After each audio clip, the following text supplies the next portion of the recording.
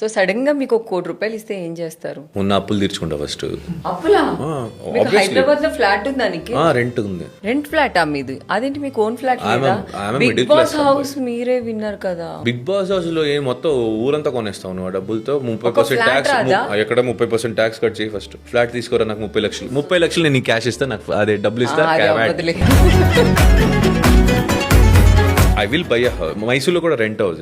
మీకు ఎక్కడ own house లేదు, ఇంకా మీరు సెటిల్ అవ్వలేదా? నీకు సెటిల్ అవ్వరు. What is settle? That is what I meant. ఆ సెటిల్ అవ్వడం అంటే ఇప్పుడు మీరు చేస్తున్న ఇదంతా అవన్నీ సేవింగ్స్ కి వెళ్తున్నాయి.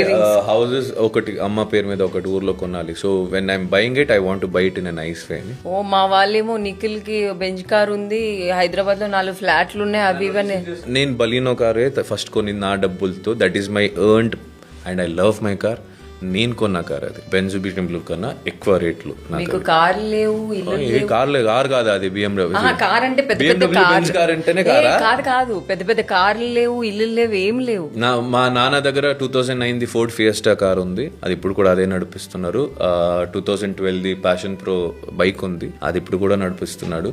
మా తమ్ముడు స్కాలర్షిప్ లో వచ్చిన డబ్బుల్లో డౌన్ పేమెంట్ కట్టి ఈఎంఐ కడుతూ ఒక బుల్లెట్ గాడి బైక్ కొన్నాడు, అండ్ ఇప్పుడు కూడా అదే నడిపిస్తున్నాడు. నేను ఈఎంఐలో కొన్న కార్ బలీనో 2021 ఐ థింక్, అది ఇప్పుడు కూడా నేను ఈఎంఐ కడుతూనే ఇంకా కొంచెం ముందు అయిపోద్ది.